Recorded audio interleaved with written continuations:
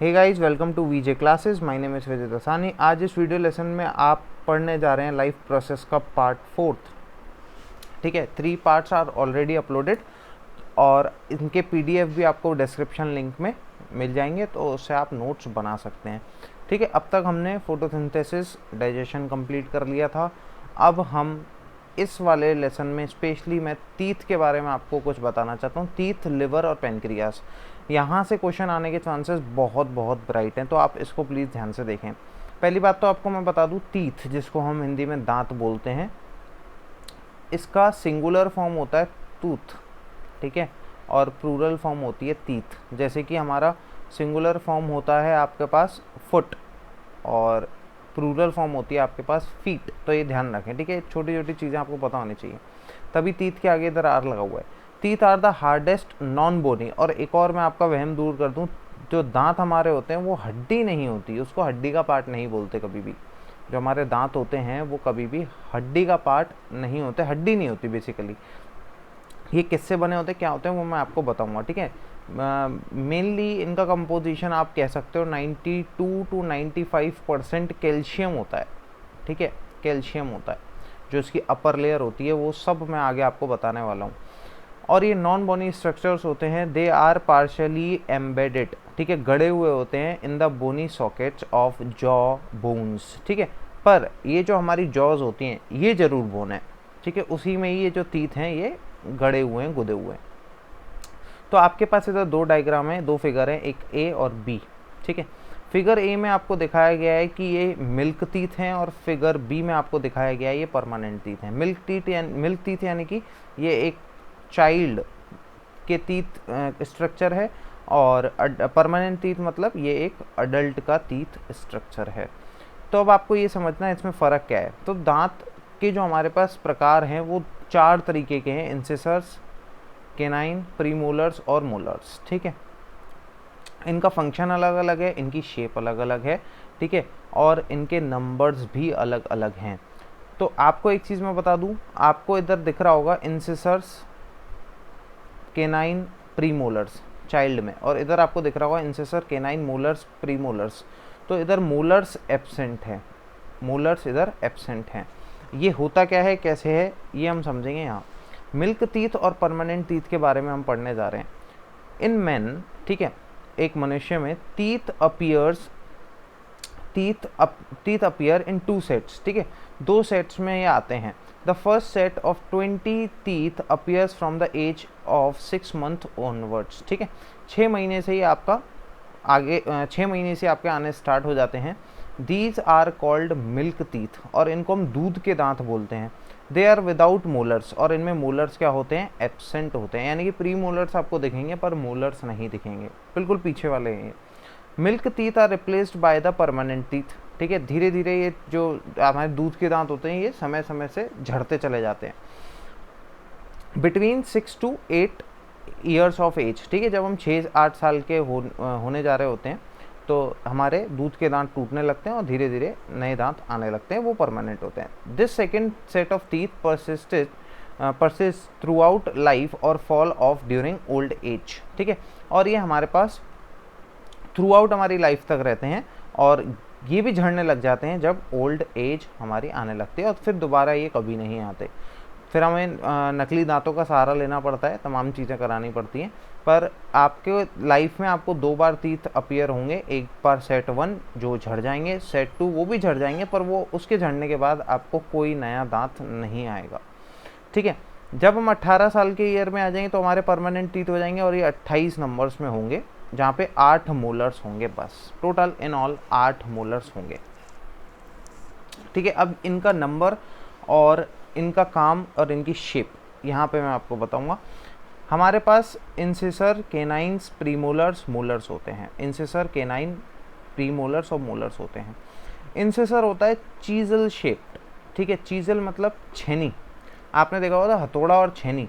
छेनी मतलब आपके पास इस तरीके का कोई एक औजार होता है, ठीक है, और यहाँ से ये पतला होता चला जाता है, और यहाँ पर इसकी घुंडी सी होती है, इस पर हम हथौड़ा मारते हैं, छेनी, ये बहुत शार्प होती है। तो इस तरीके से, और ये होते हैं 4, और ये मैं ईच जॉ की बात कर रहा हूँ।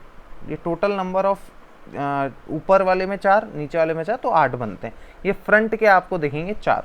इनका है बाइट, सबसे पहले खाने को चख पाना, हम कहते हैं किसी ने चख पाया, तो वो आपके पास क्या है, बाइट करना होता है। और ये होते हैं 4 फ्रंट में, मतलब ऊपर और नीचे चीजल शेप्ड होते हैं, और इनका काम क्या है, बाइट करना। ठीक है। सेकेंड है हमारे पास केनाइंस, ये होते हैं डैगर शेप्ड। ठीक है। डैगर मीन्स आप कह सकते हो खंजर, खंजर की तरीके से ये शार्प होते हैं। ठीक है, यानी कि आपको नुकीले से दिखेंगे। ठीक है, एक खंजर, एक चाकू की तरीके से। और ये 2 होते हैं ईच जॉ में, ये 2, नीचे 2 ऊपर 2, तो कुल मिला के 4 बनते हैं। देखो ये 4 थे तो ऊपर नीचे टोटल 8 हुए, ये 2 थे तो ऊपर नीचे टोटल 4 हुए। अब मैं आता हूँ प्रीमोलर्स पे, और मैं आपको एक चीज़ बता दूँ, केनाइंस जो वेजिटेरियंस होते हैं जनरली यूजलेस होते हैं उनके केस में।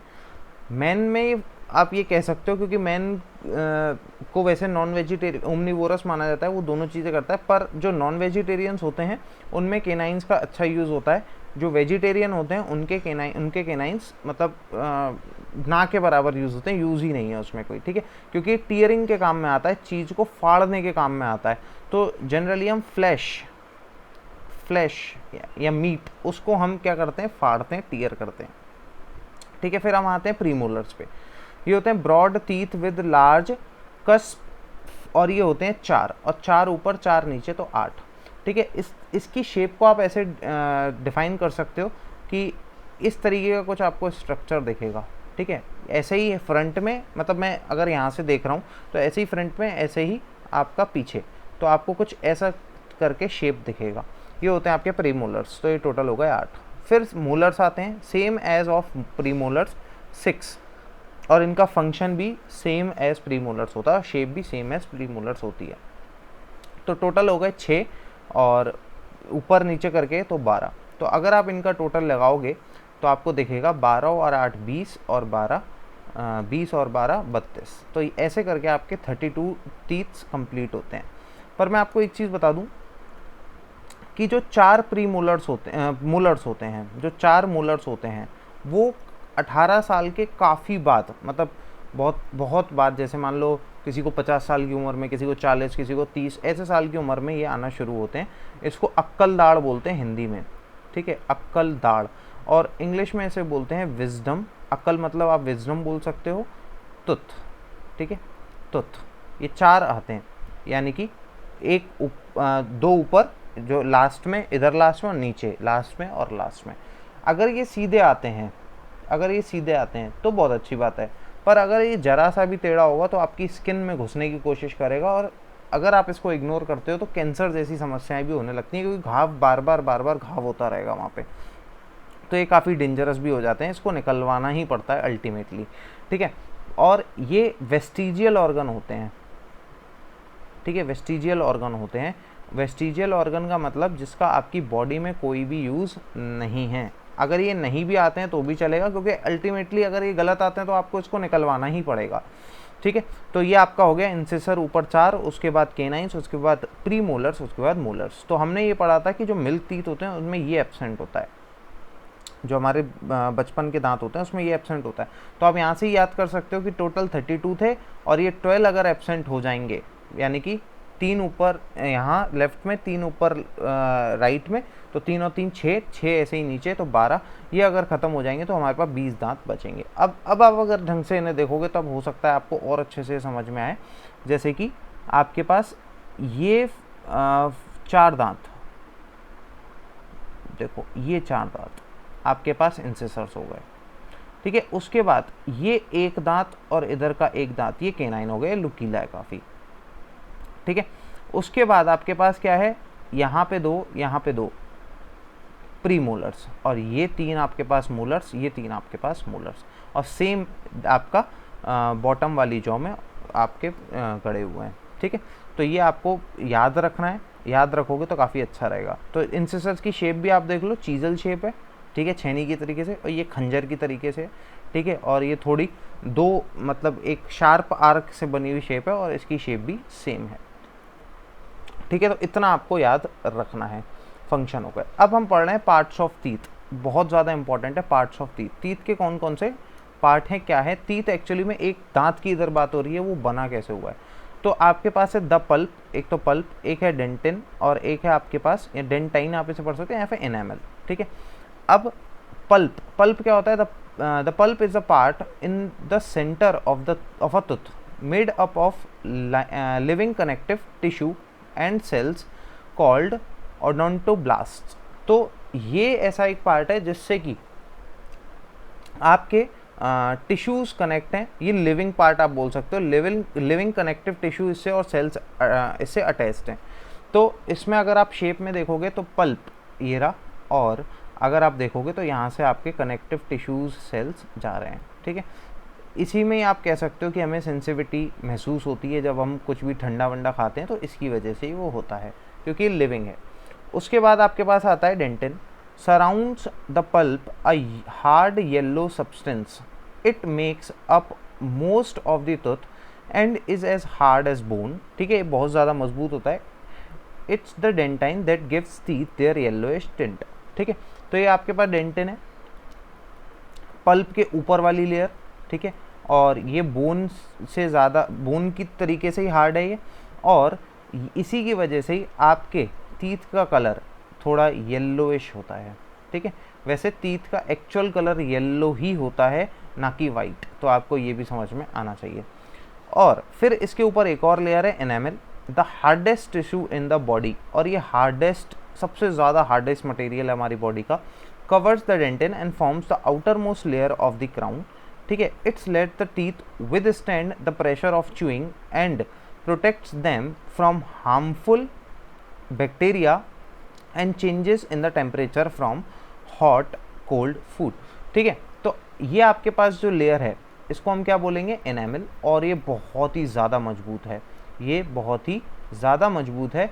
और ये किससे प्रोटेक्ट कर रहा है? हार्मफुल बैक्टीरिया से, और इसी पे ही जो प्रेशर लगेगा खाने का, जो भी आप चीज़ खाओगे, जो भी करोगे, इसी पे प्रेशर लगेगा, उसको संभालने के लिए एनामल बहुत ज़्यादा ज़रूरी है।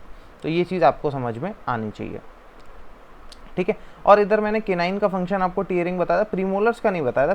प्रीमोलर्स का इधर चबाना और उसको ग्रिंड करना, यानी कि टुकड़ों में तोड़ना। तो ये आपके पास दो इसके फंक्शन और है, और मोलर्स का भी सेम फंक्शन है, ठीक है। तो पार्ट ऑफ टूथ भी हो गए। अब हम पढ़ रहे हैं डेंटल कैरीज। डेंटल कैरीज मतलब, देखो कैरीज मतलब क्या होता है? किसी भी, इसका मतलब होता है वैसे तो क्षय, यानी कि किसी भी चीज़ में कमी होना या फिर गलना, किसी चीज़ का सड़ना, आप ऐसे इसको समझ सकते हो। The formation of a small cavities, यानी कि कैविटीज़ मैंने क्या बताया था? खोखलापन, holes in the teeth due to the acid formation. Mouth में हम तरह तरह का खाना खाते हैं, ठीक है, और एसिड फॉर्मेशन भी होता है, ठीक है, बैक्टीरियाज भी काफ़ी होते हैं। तो और इम्प्रॉपर डेंटल केयर, ठीक है, बहुत से लोग ब्रश टाइम पे नहीं करते, 2 टाइम नहीं करते, ठीक है, तो उस वजह से आपके दांत में कैविटीज़, छोटे छोटे छेद होने लग जाते हैं जो दांत को सड़ाते हैं। इसी को हम क्या बोलते हैं? Dental caries. डेंटल मतलब दांत से संबंधित। अब आपको इधर एक चीज़ समझ में आनी चाहिए, जब उसमें छेद हो जाता है तो वो हमें डेंटिस्ट के पास जाना पड़ता है। वो हमें काफ़ी सारे प्रिकॉशंस करने को बोलते हैं और काफ़ी सारी चीज़ें करने को बोलते हैं, और उस जो छेद है उसको, उसकी फिलिंग, उसमें फिलिंग बना के वो फिल कर देते हैं, ठीक है, तो हमारा वो होल भर जाता है।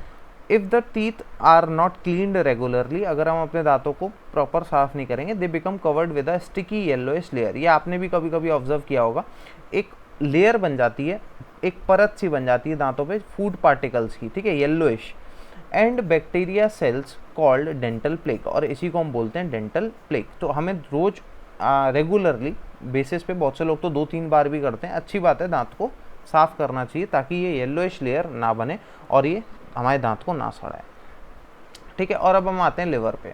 लिवर क्या है? तो it is the largest gland in our body, ठीक है। देखो अगर आपसे पूछे largest organ inside the body, हमारी बॉडी के इनसाइड लार्जेस्ट ऑर्गन कौन सा है, तो आप बोलोगे लिवर। लार्जेस्ट ग्लैंड कौन सी है, तो आप बोलोगे लिवर। ये ग्लैंड भी है, ऑर्गन भी है। और अगर आपसे कोई बोले कि largest organ outside the body, outside means on upper body या कुछ ऐसे करके वो बोलना चाहे, आप समझ जाओ, इनसाइड द बॉडी और आउटसाइड द बॉडी। तो आउटसाइड द बॉडी आपके पास कौन सा है? स्किन, ठीक है, ये चीज़ आपको ध्यान रखनी है। ये सेंसिटिव सेंस ऑर्गन भी है और लार्जेस्ट ऑर्गन भी है हमारी बॉडी का। ठीक है। और एक चीज़ आपको और बता दूँ, ये हमारे पास जो लिवर है वो लार्जेस्ट ग्लैंड है, ठीक है। ये ग्लैंड का भी काम करती है और ये ऑर्गन का भी काम करती है।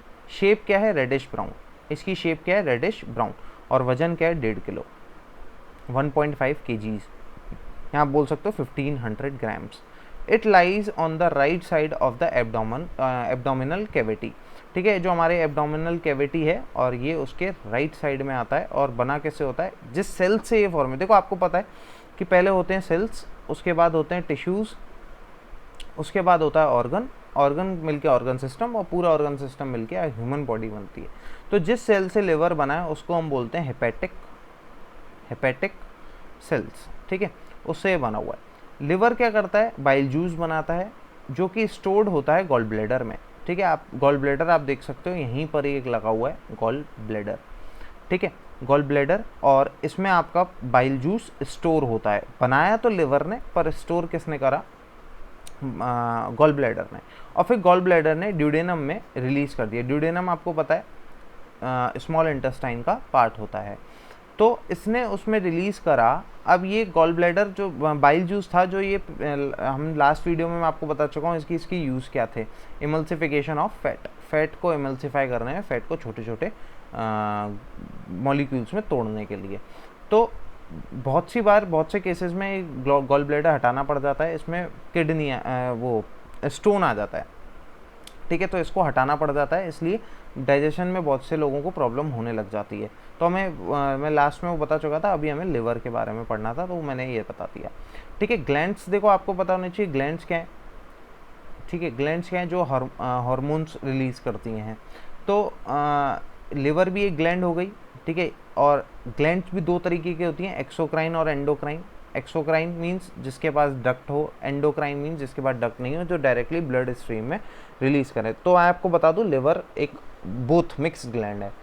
एक हमारे पास आती है पेनक्रियास। पेनक्रियास आप लास्ट वाले डायग्राम में देख सकते हो, यहाँ पे ये पेनक्रियास, ठीक है, लीफ शेप्ड, ठीक है।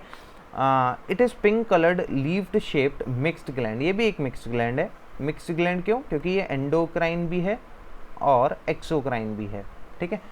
और pancreas secret enzymes and hormones like insulin, glucagon and pancreatic juice. Pancreatic juice के बारे में मैं आपको पहले भी बता चुका हूँ, पेनक्रियाटिक जूस क्या होता है, ठीक है। इंसुलिन शुगर, जो बॉडी में शुगर होती है उसको कंट्रोल करने के काम में आता है, ठीक है। Glucose finally. तो एंजाइम्स क्या होते हैं, डाइजेस्टिव एंजाइम। हार्मोन्स क्या होता है आपका, लाइक इंसुलिन एक हार्मोन है, ठीक है, इंसुलिन एक हार्मोन है। और ये पेनक्रियाटिक जूस, इसमें कई सारे एंजाइम होते हैं, मैंने लास्ट टाइम आपको बताया था, जैसे ट्रिप्सिन वगैरह, ठीक है। तो ये था आपके पास लाइफ प्रोसेस का पार्ट 4, ठीक है। अगर ये वीडियो अच्छा लगा और आपको कुछ समझ में आया तो प्लीज़ इसे लाइक करें, शेयर करें और सब्सक्राइब करना ना भूलें। Thank you, have a nice day.